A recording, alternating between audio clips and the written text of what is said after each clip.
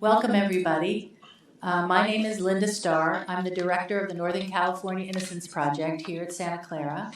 We are a law school clinical program where law students work with us as we challenge the convictions of those who are wrongfully convicted, work to reform the system, and educate law students, the broader community, about the issues about wrongful conviction. It's my pleasure today to tell you about one of our recent cases, the case of Karla Baday. Karla was released from prison on April 23rd, 2019, not a year ago, after serving almost 17 years for a crime she didn't commit. We represented her along with the law firm of Dwayne Morris, who worked with us as pro bono co-counsel, and a large team of students and lawyers and investigators over the years before we finally obtained her release, many of whom are in the audience here today. Can you all stand if you worked on her case? Dre, Kelsey.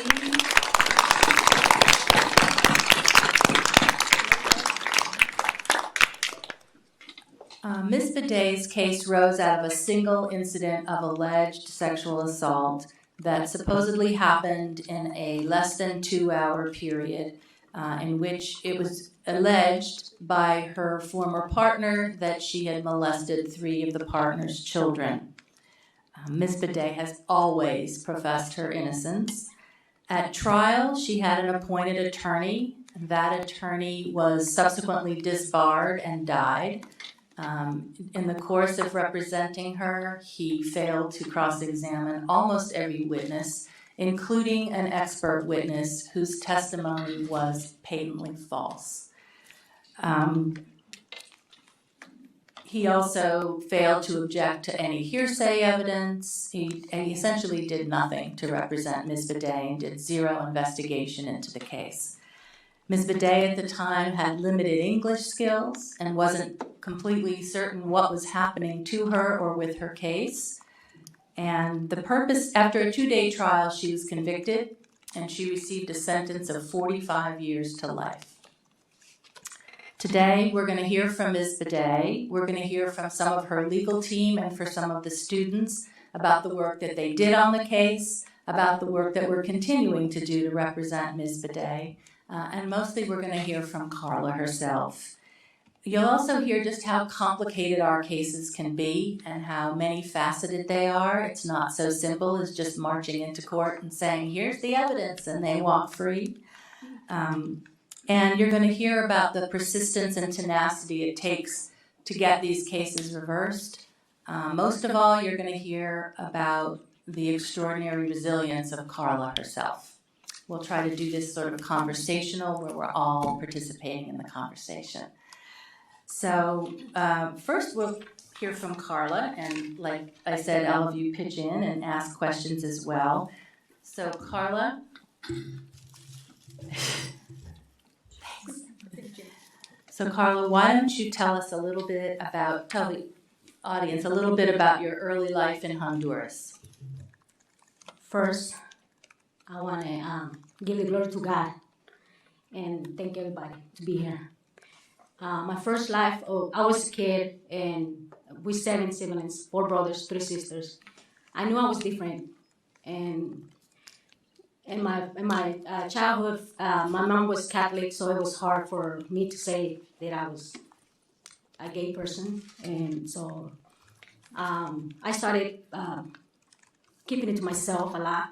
And then so I was being bullied and I was being persecuted by the gang members in Honduras and by some of my family members as well. So when I was 21 years old, I decided to run away and come to the United States. How did you get here? I came walking and horse and riding and just asking people to give me a ride, and just mostly it was walking. Yes. How long did it take you? It took me a month to get here. Yes. Did you have any particularly memorable experiences on the Yes, way? I had, but I came and I was looking like a little kid because I was so skinny and tiny, and so it was this lady who I met in Chiapas, Mexico, and she's like, "You need to stay with me. What are you going over there for? You need to stay with me. I'll take care of you." And so I had really good people when I was crossing the border, and I met bad people too as well. And then at one point I had like 8 days without eating and showering. So I found me a guava tree, and I just got in that tree because I was a little monkey, and I started eating the guavas because I was so hungry. And so, yeah. So the lady that suggested that you stay, did she take you to see anything? She took me to see, in the morning that I woke up, she took me to see like a cemetery that it was just, how do I say clandestino? Clandestine cemetery, like this. It was not a cemetery. It was a hidden cemetery.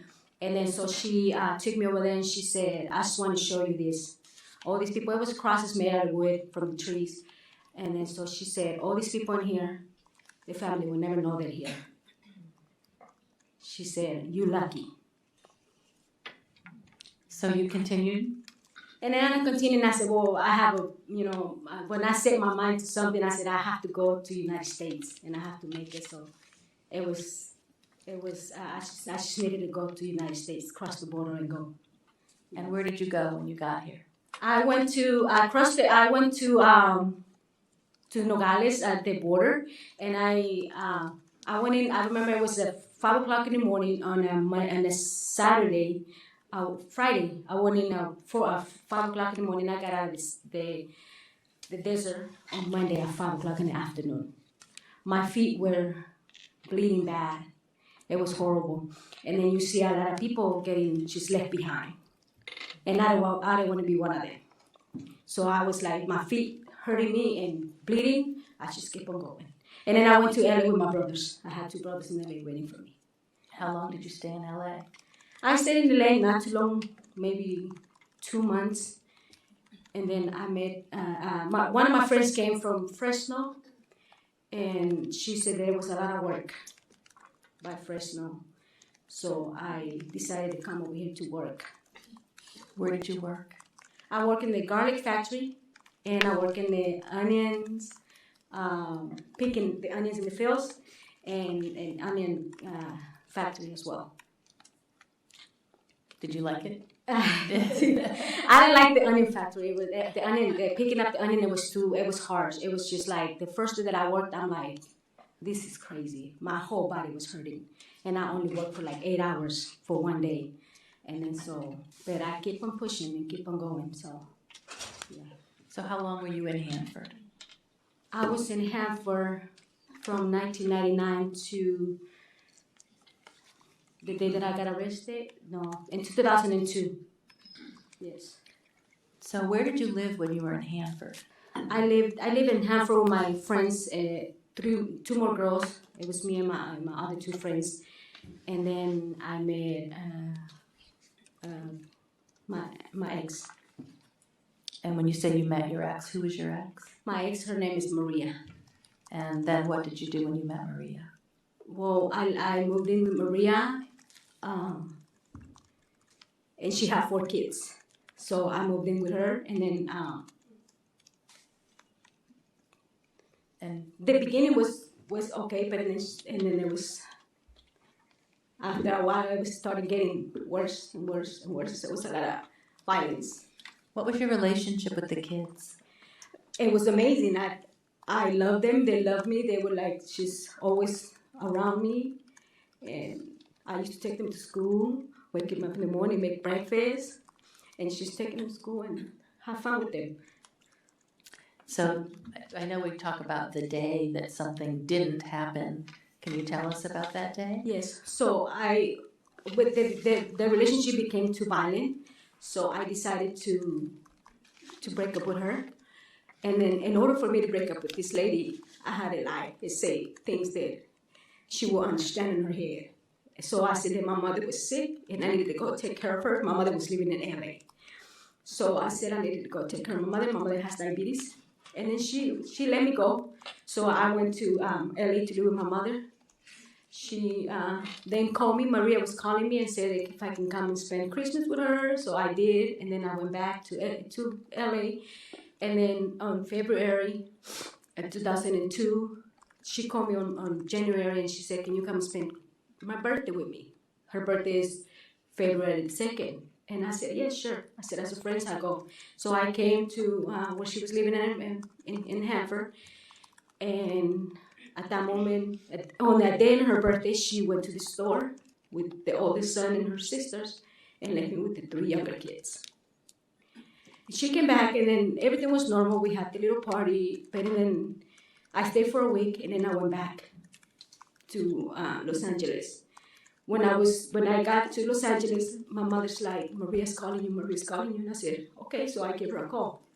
And I said, yes. She said, you touched my kids, you molested my kids, and you're going to go to prison forever. I said, you should have called the police. Why are you calling me if you think I did that? And I know I didn't do that. I didn't do none of that stuff. So she said, you sure? I said, yes. I said, I didn't touch your kids. You can call the police, give him my address, give him my phone number. They can come and visit me. And then so she did. And then the police went over there and interrogated me. I didn't speak English, so I had a translator. So in my mind, they were going to do the right thing. You know, so, but and then I got arrested March 29. And what can you tell us about your attorney? My attorney, I remember him, he was always shaking and just sweating and no good. And then, so he never visited me when I was in the county jail. He was like, I'm going to go visit you and I'm going to talk to you. And then I was telling him that I had witnessed that people was living at the house with me and Maria. And he said, don't worry, I'm going to go visit you. He never did. Never. Not one time. The day of my trial, he came out. I was in the little room waiting to go to trial. And he said, you sure you're innocent? I said, 100%. He said, well, I'm going to try to do my best. I'll never forget this. He said, I'm going to try to do my best. But my wife is at the hospital and my mind is over there with her. So, didn't care about me. So when I got there, it was really like a day and a half of trial and I was sentenced to 45 to life. And did they ever offer you the opportunity to plead? They did. They offered me 12 years that I was, with the 85%, I was going to do 9. But I was going to say I was guilty and why I did it and how I did it and all these things. And I said, no, I cannot create a story like that because I'm innocent and I would never do such thing like that. So you went to prison. What was life like for you in prison? Prison was, at the beginning, was hard because when you go to those cases in prison, they destroy you. They try to spit on you, trying to fight you, trying to cut you, trying to do a lot of things. I used to get notes under my door saying that they were going to do the same thing that I did to them kids. And people trying to fight, but I kept on pushing. And I kept on believing that I was innocent and I was going to get out. So, did you do anything, participate in anything in prison? Yes. So I started, my first group, I remember it was called Grief and Loss, which they didn't speak Spanish and I only speak. So they were all speaking English. I was the only one speaking Spanish. So, but I was sitting in there. It's just, some people was translating a little bit, but I'm like, no, I got to do things that it's going to keep my mind and my heart clean from a lot of the pain in this. I was more angry. And so I did a lot of groups. I did domestic violence, and I became a facilitator of domestic violence. I did AVP, which is Alternative to Violence Program. And then I did life scripting. I did a lot of positive things that keep my mind occupied. Did you go to school? I did. I went to school in 2003. I started going to I started going with ESL 1, ESL 2, ABE 1, ABE 2, until I got into high school. And then I did 3 years of high school, graduated from high school. And then I went to college. And I earned my AA degree. Yes.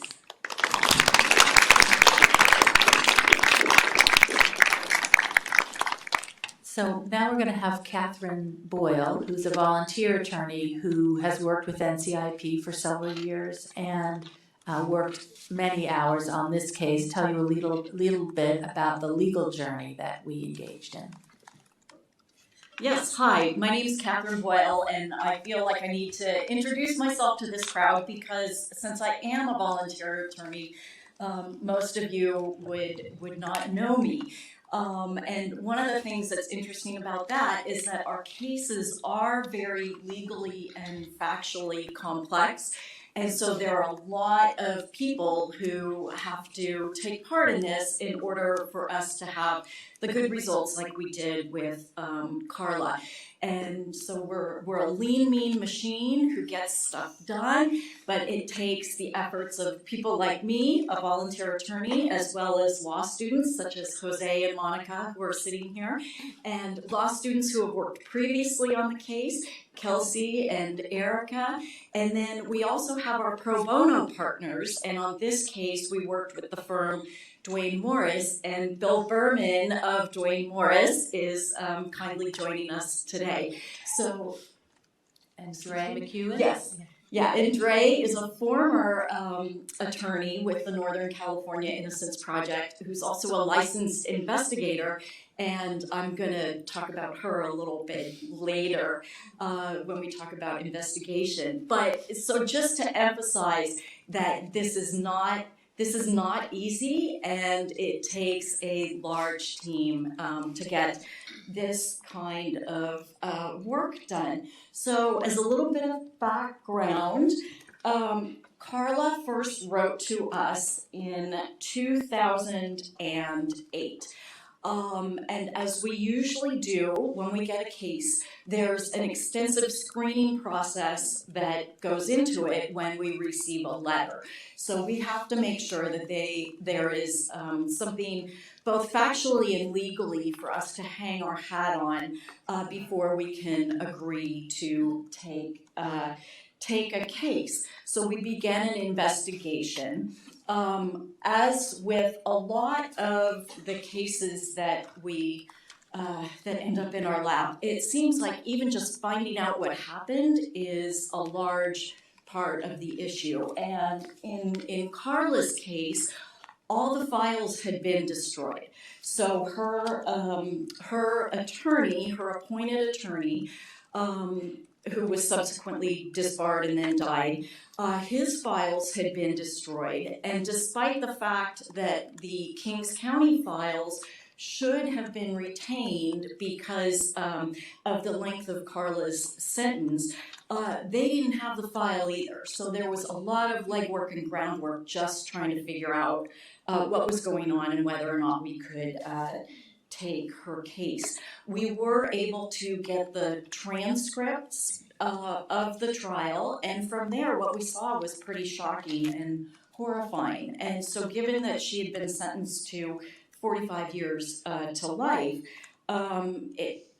after a less than 2-day trial, with the obvious failures of her appointed counsel to cross-examine the witnesses and to even try to controvert the testimony of the nurse who testified that the children had shown obvious injuries, never mind the fact that he didn't put on an expert to testify on Karla's behalf. So with the limited information that we were able to have, we were able to find, we showed the transcripts to a very renowned expert, child abuse expert, who was also horrified by the testimony that he had seen, and submitted a declaration. And with that, we were able to file a petition for writ of habeas corpus and get the case started. Now, we work in what's called post-conviction litigation, and so that is generally done after the conviction has occurred, and after the appeals process has run out. It's the petition for a writ of habeas corpus is a way to challenge the lawfulness of confinement apart from the direct appeal. There are very limited grounds for what you can bring a petition for writ of habeas corpus on. Some of them are specified in Penal Code Section 1473, including false evidence presented at trial, as well as if you've discovered new evidence post-trial. Another big one is ineffective assistance of counsel. So in October of 2017, we filed the petition for writ of habeas corpus based on, among other things, false evidence, new evidence, and ineffective assistance of counsel. Then we had to sit and wait for a bit, but lo and behold, in January, the court issued an order to show cause, which means that the state is required then to show why the relief that Karla is asking for, i.e. being let out of prison, should not be granted.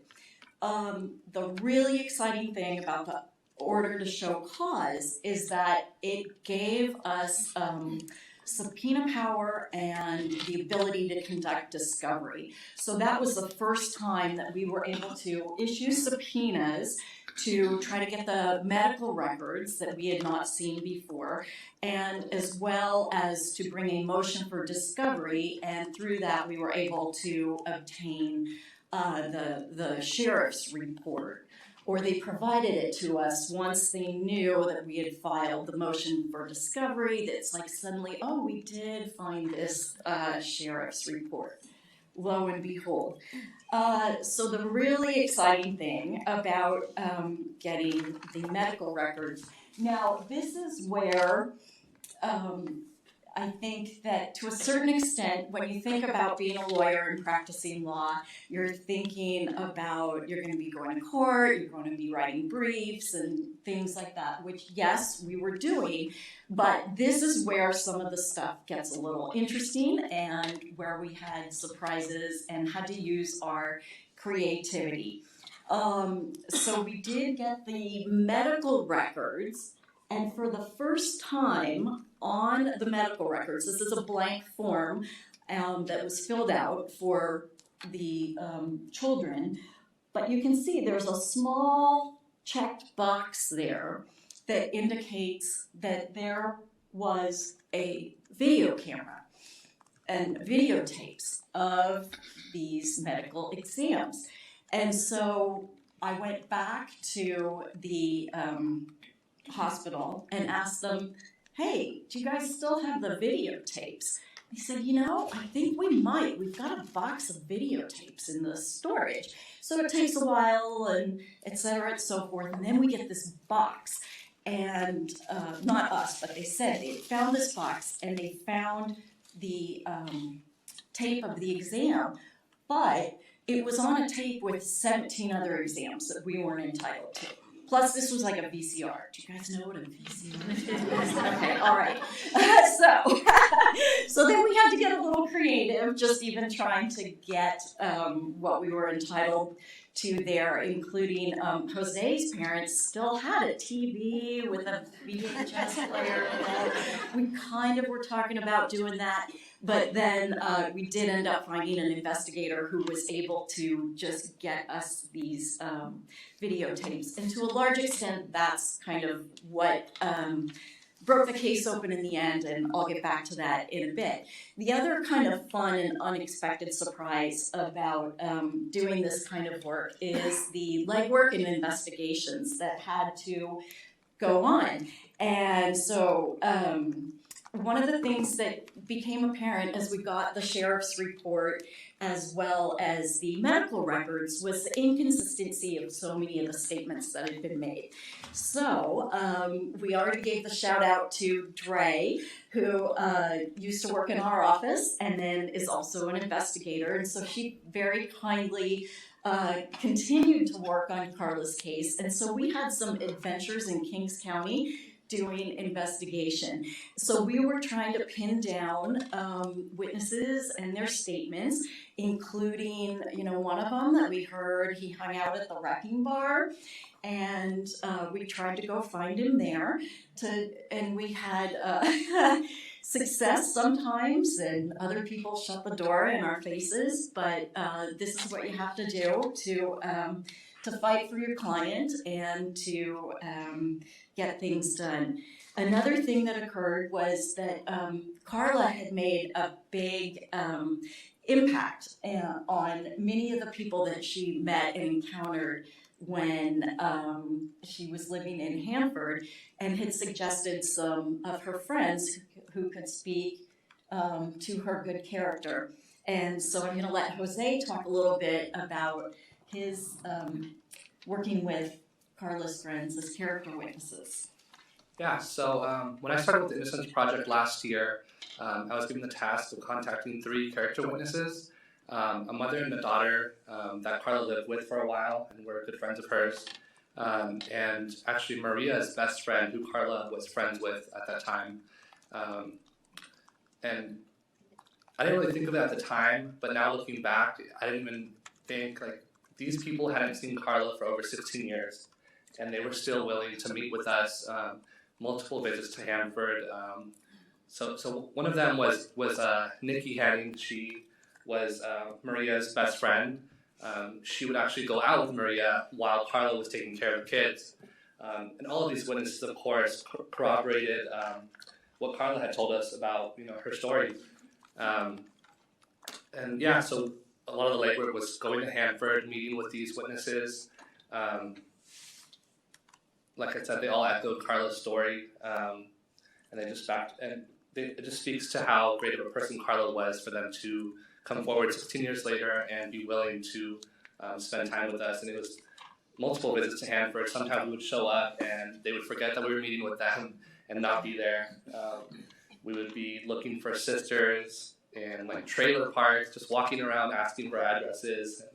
And, so yeah, it was a great experience being able to do that for Karla. And initially it was trying to prepare them for the evidentiary hearing that didn't happen, and then preparing them for the retrial that also didn't happen. But it just goes to speak and echo what Professor Starr and Catherine said, how much work goes into these cases.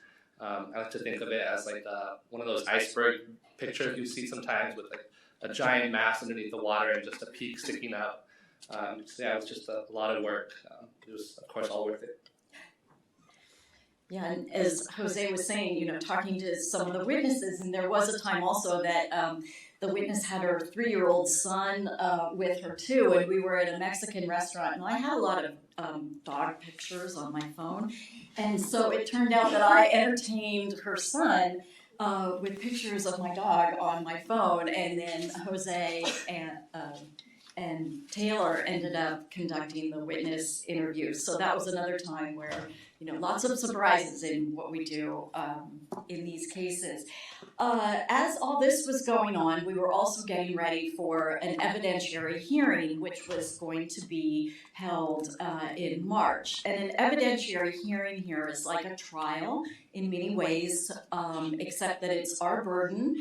And so we are the ones that have the burden of proof, and we put on witnesses and try to prove Karla's case.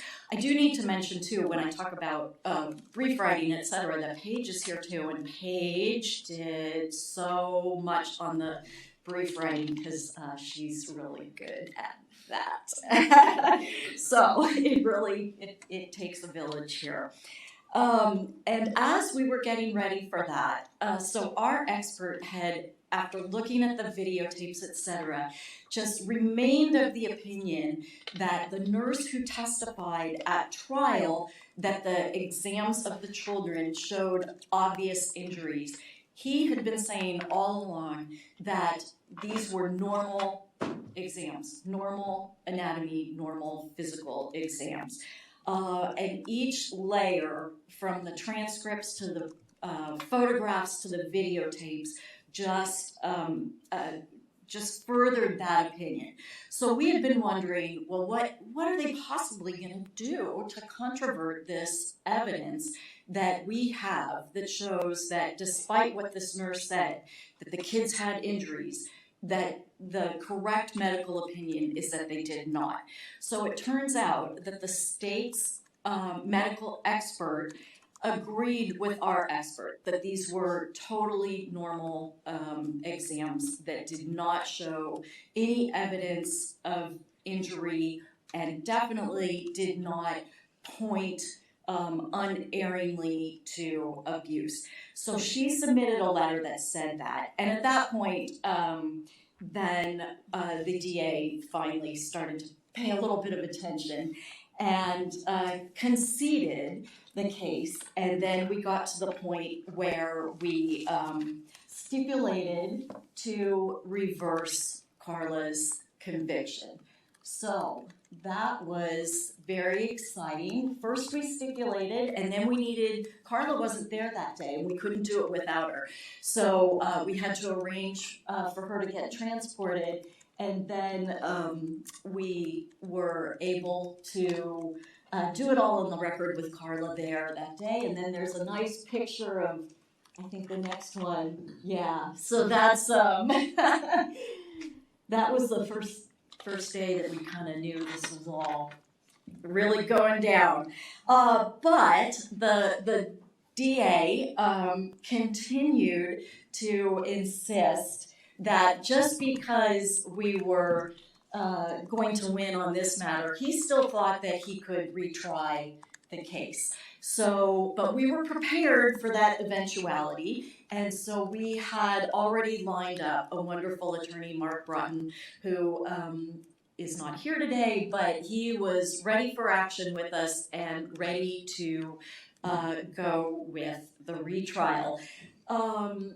And so after the conviction is reversed, it goes back to, what's the status? Superior Court. Well, Superior Court, but before the prelim. After The prelim. So then the ordinary 60 days before a speedy trial laws go into effect, which we did not, Karla did not waive, and so the retrial was going to be set for kind of mid-May time frame. But we were ready with more briefs, more motions, continuing to investigate. But along the way, again, they had to concede that they didn't really have much they could do here. And so then on April 23rd, we agreed, they refused to drop it.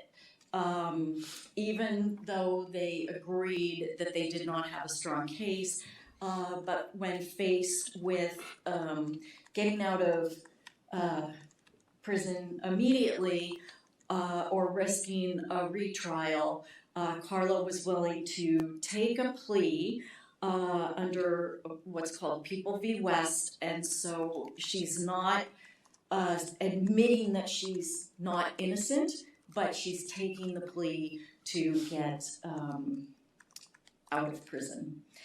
So that happened, but the way these things go, it wasn't over yet. But I'm going to stop talking shortly, but it wasn't over yet, and this was one of the worst parts of the story, because we were sitting there. They've got all these procedures, and so Karla had to go from court back into county jail, and they're saying that they're going to process her out, and it's going to take a few hours, and we're waiting for paperwork. We had 4 attorneys there, as well as Jose. We go up to the front desk at the jail about every half an hour. How's it going? Have you processed her? Or how's the paperwork? But unbeknownst to us, until about 6 o'clock, at about 3 o'clock or so, ICE had come in the back door and picked up Karla, and then we were informed she had been released to another jurisdiction. So the story goes on from there. Do we want to turn to some of the immigration discussion? Or Sure. some of So the Karla, next what do you steps? remember about that day? I remember that I was in the room when they took me back to the county, and then I'm in the room and I'm waiting. Something inside of me said, I was released, but I was not released. So, and I sat in the bed, and then officer came and dropped in some papers, and then ICE said that they informed ICE. And so that was around 3 o'clock. And 15 minutes later, they came and got me, and they took me to a room. And nobody said anything to me. They just took me to a room. They changed my clothes, took my clothes there from the county jail to regular clothes. And then I saw these people coming, and then I said, that's ICE, you know? So they came in, and then they handcuffed me. And they just took me from the back, through the back. And I know that they were waiting on me. And when I got to the Fresno is an ICE holding over the Fresno. They were like, oh, we want to help you.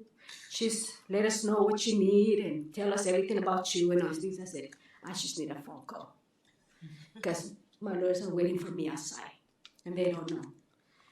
And then so they took a while and they gave me a 3-minute phone call.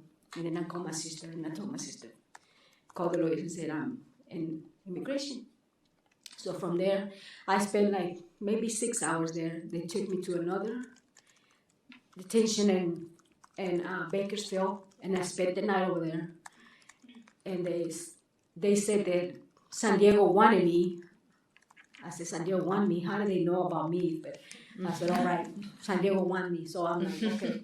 So I waited there, and then so they took me. The police from San Diego came and picked me up. ICE from San Diego came and picked me up, and they took me to San Diego. So I was in San Diego for 6 weeks. What was the name of the facility? The Otay Mesa Detention Center in San Diego. And so I was there, and then even though to me, I feel like you out of the jail, so you're not a prisoner anymore, you're not convicted, you're not, and then you go into a detention center, which is immigration. I think we're all going to get treated the same way. Not. They saw me as a criminal, and they dressed me in red, high-level female. So every time I was going somewhere, high-level female walking by, and everybody was like, So that was another thing that I was just keep going through my head. So, but I was saying, me always being positive, and I said, you know what, Karla, you beat the biggest one already. This is nothing. You can get out of here. The other one is done already. So I kept on going. It's not even better than prison because it's more closed environment. Prison, you have a little bit more freedom because you go to things and do things. Over there, you can do nothing. Especially a high-level female, you don't do anything. You just stay in your room, and she's there. So while she was being held at Otay Mesa, we are not immigration lawyers. We don't know best how to go about challenging her detention. So we were put in touch with after about 1,000 phone calls, a bunch of organizations down by the border that do some amazing immigration detention work. And one of those organizations agreed to help us help Karla. And their assessment was that we should try to seek bond for Karla and get her released on bond, and that then they could attempt to deal with whatever immigration matters might come up. But she'd have a better chance of winning anything if she were out on bond, but that the chance of getting bond was slim to none. So with that understanding, we helped this organization seek bond for Karla, and all her tremendous work in prison was extremely helpful in convincing an immigration judge that she should in fact be released on bond. So after a really difficult hearing in which this wonderful organization represented Karla and put forth all the many reasons she should be released, the judge was rather harsh with Karla, threatened her, expressed great trouble with facts of the case which were no longer true because that case had been dismissed, but ultimately released her on bond. And so her family found some money to help her get released on bond. My next door neighbor came up with the rest of it. and Karla was released on bond and is free right now. She lives with her family in Georgia, a wonderful, warm, embracing family that stayed in touch with her the whole time she was incarcerated. She had a great place to return, so she's living there. We are awaiting further immigration proceedings, but because she's not detained, they're not eager to deal with her. They have so many people detained right now to contend with that the focus is on those that are detained. So getting her out on bond was really beneficial for Karla. But we're not done. We have more to do. And now maybe Monica will talk a little bit about what our next steps are. So I first heard about Karla's case in August when we started fall semester, and I was kind of surprised that I got a case that seemed to be complete, and I realized really quickly that these cases aren't done once there's a reversal of a conviction. So I spent the first few weeks reading every document that we had on Karla's case. And looking through all of the amazing things that she did when she was in prison. And I was tasked with drafting a petition for clemency, which is available to people who have been convicted of a crime in California. You can ask for a governor's pardon. And if any of you have heard in the news lately, the governor, Gavin Newsom, he's actually pardoned dozens of people recently who have been facing deportation and have past convictions on their record. So I've been tracking those and looking at the language that Newsom uses when he grants pardons. A pardon seen as, this huge honor that's granted to people who have demonstrated exemplary behavior following their conviction, and they have to earn it. And I think that Karla embodies every sense of that. So I've been working on this petition, and it's a lot of what we just talked about today, but in more details. So I talk about her background, why she came here, the false accusations that led to her arrest, her unfair trial, her wrongful conviction, NCIP's involvement, all the amazing things that she did, which takes up like 3 or 4 pages of the petition because she did so many things when she was in there, not just for herself, but helping other people too. As a mentor, talking about her release from prison, her detention, her bond hearing, her release, and then her current status, and what that means for her. So we know that a pardon can't stop immigration proceedings from happening, but if it's granted, it will heavily weigh in her favor to show that she should stay here, that she has every right to be here. She embodies, everything that we want for people in this country, and she deserves to stay here. So that's what I'm working on right now.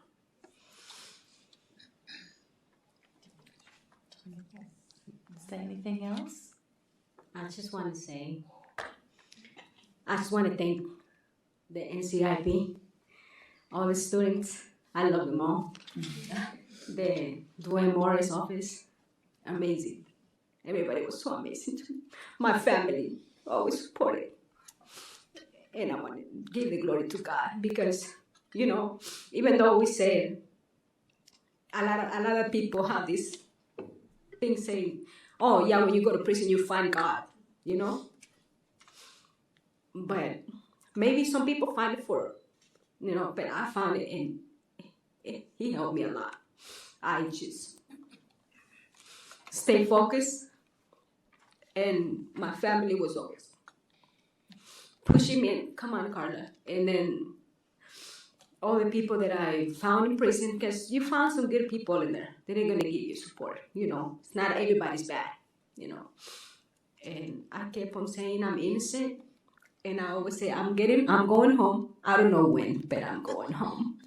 And they're like, you've been saying that for a long time, Karla, but I'm going home. So the day that I was released, the officer called me and said, you're going home. I knew I was not going home. I was going to county jail. I knew that. But they said, you're going home. I said, thank you.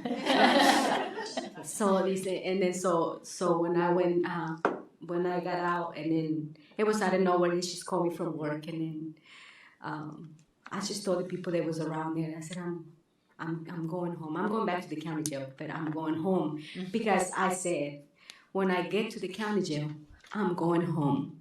And I always said that. I never gave up. I always keep fighting and keep fighting. And thanks to all these amazing people around me. And just, It's been a tremendous honor for all of us to represent Karla. She is definitely a glass half full kind of person. And we're happy to answer any questions that you might have for any of us or for Karla. Yeah, Karla, how did you learn about NCIP while you were in prison? good question. And I love to tell the story. So, we had compañeras, it's like a Spanish community that they used to go visit the prison is like a legal assistance. And then so they were like, what do you want me to do for you? It's called CCWP, which is California Coalition for Women in Prison. And then what you want us to do for you? I said, I want you to give me all the innocence projects you can find in the internet, And then so they did. They sent me a book. So I wrote a letter, and that letter that I wrote, I did it. First, I did it 10 times. And then I did another one. It was 14. So to all was 28 letters that I sent. And then out of the 28, out of the first 10 letters, 3 answered. And then 1 was from New York. And New York said, you're from another state, we cannot help you. But I'm sending you an address, maybe they can help. And they sent me the address for NCIP. And then I wrote a letter, yes.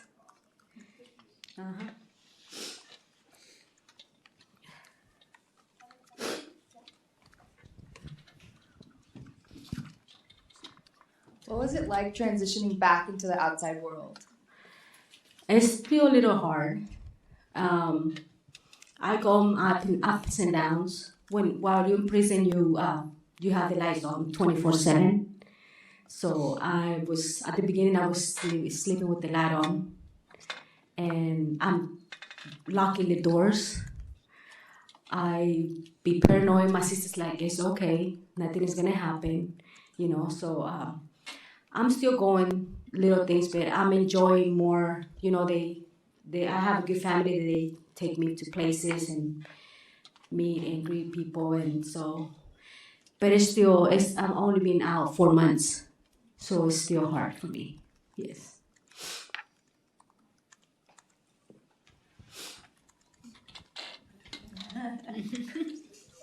So this question is for NCIP. And correct me if I'm wrong on the timeline. So you guys received Karla's letter in 2007. So for 10 years there was no activity between any papers that were filed or anything. So I'm just curious, what was the process like that it took 10 years for something to be filed? So NCIP, at least then, had a significant backlog of cases where we just had hundreds and hundreds of cases to be considered and reviewed. And then once the initial review began, gathering the information to know what to do at all can take years, especially in a case like this where everything is destroyed. So where we might be able to move faster if we have ready access to materials, here we had nothing. And so it took a lot of legwork before we were even able to proceed. It shouldn't take this long. And before the order to show cause was granted, we had no ability to get these materials from places like the hospital that had medical records. And Dre had tried to do that, but they wouldn't do it without a subpoena that we weren't entitled to until the OSC issued. So we were really hampered by what we could discover until the OSC issued.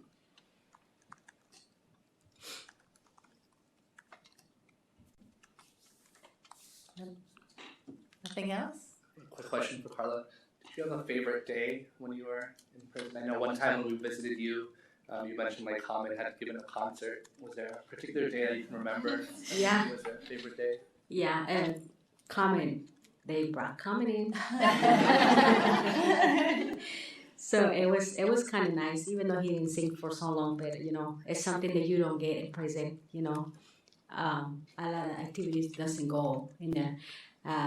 The men gets more activities than the females. I don't know why, but that's the way it goes. But I had days like 4th of July, they give us lots of food. When a regular day, they only give you a little bit, so people sometimes goes hungry. But on 4th of July, they give you a hamburger and a hot link and 2 things, so you can, And Christmas is kind of, you get to compete, see who decorates better, the units and all that stuff. So, yeah. Hi, Karla. Is there anything you'd like to do in the future, or any future plans? Well, yes, I have. I want to be a legal assistant, and I want to help because I think I have to. I want to give back to the community, but at this moment, it's not possible because I don't have papers. So I've been checking out some universities to get my bachelor's degree on some legal assistance or stuff like that. If I was in California, I would be helping them, but I'm in Georgia. I'm trying to get to a university, but right now they said I don't have no type of legal stuff with the immigration, and then so I'm working on it. Yes. Question over here. Hi, Karla. Congratulations. Thank you. My question is more for the attorneys.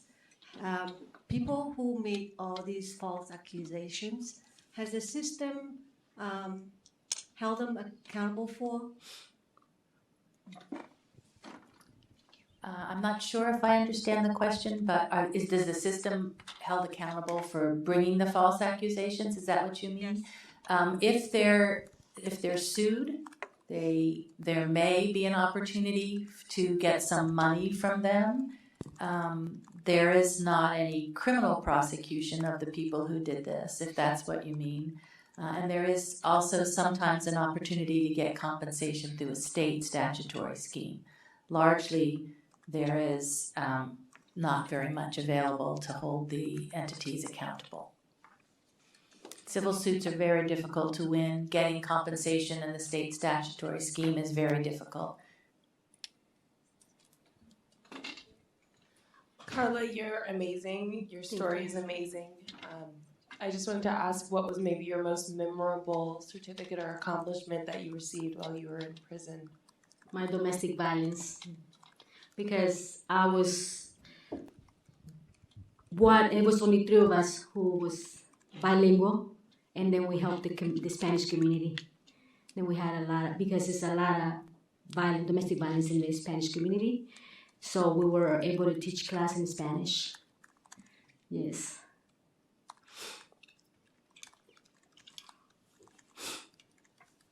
Any other thoughts for Karla? Yeah. I'm loud enough.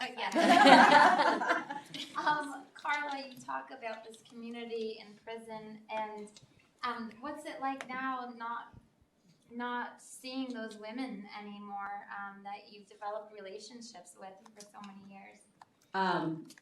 I was with them 17 years, so it's like almost, a lifetime. So it's hard because you still remember all your friends, and then you go through those things with, like one time I had this, it was like to me it was like an anxiety attack, and then my family, they know that I was in prison, but it's not the same understanding that when you have somebody who's been doing it through the same process.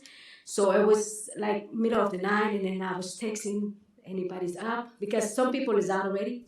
So it was one friend who answered me like around 12 midnight, and she said, "What's going on?" And I said, "I'm going through something that only you can understand me." So I have those kind of relationships with them. So it's nice, but you miss them, and then you just keep on praying for them. Hi, Karla. I just wanted to ask, along the lines of people that you met in your community, what kinds of relationships did you build in your community? I'm just interested because, like, prison life and what it's like, what it must have been like for you for 17 years to be there. Like, what kinds of relationships did you build? What kinds of people did you meet? Like, how was the transition going in?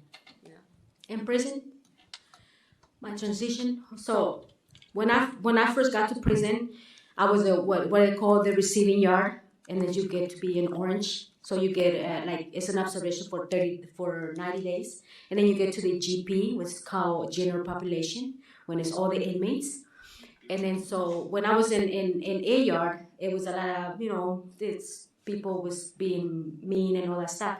When I got over the wall, I realized that I had to be in prison for I don't know when. I knew I was not going to do 45 years. That's for sure.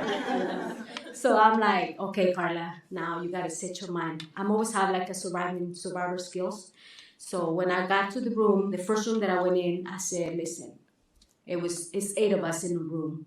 So I said, I have this type of case, and then I didn't do none of these things.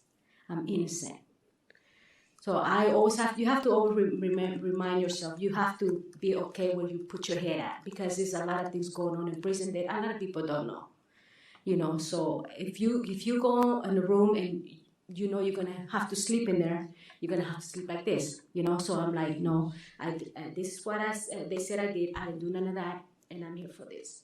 And then they were okay with this. So, and then even though they were picking on me a lot, I built a good friendship. They saw me the way I am, I'm just transparent. I'm just who I am in this, So I always being truthful to myself and being honest, and I always walk with my head up. I never walked around like I did something because I didn't do nothing. So they saw that. So when they see that, they believe in you. A lot of people believe in you, but some people they pick on you. But most of the time, I had good people, and then so that's the way I've had a lot of friends. Yes, I was very popular in prison. And that was obvious to us too. When we would go visit Karla, it was very apparent that Karla was popular not only with the other incarcerated people, but with the guards and everyone. So yeah, your personality shone through even in those kinds of conditions. You know why I was popular? Because I like to dance. And I was teaching them how to dance. And I can be loud enough for that. So this is just because now I'm just curious. What was like the first thing you were looking forward to eating once you were out with your family? Hot wings. They take me to eat hot wings. Yeah, so ICE dropped her off. It was like at a bus stop almost, right at the border, and it was probably about 11:45 at night. People with guns, and they had her shackled, which made no sense to me because she'd been released on bond. So why was she shackled? And then we stepped off the curb to go greet her, and the people with the guns were like, "Ma'am, step back from the road." But so we did find some hot wings that were open even at 12:30 at night. Yeah. But and then you have to think about when you been in prison for so long, and then food is different. It's more like just steam, boil. No. So when I went to my sister's house, I was a mess. Because they wanted to feed me. They wanted to do everything, and it's just like that much oil and all these different type of food. I was sick. So I had to slow down and eat a little bit at a time, even though I wanted to shove everything in my face, But yeah. But now my stomach is better. And I can attest that her sister is an excellent cook. Yeah, one of Karla's sisters. My sister's is here. Yes. Yeah. This is Carmen. Karla has a big family and an excellent support network, which really goes a long way for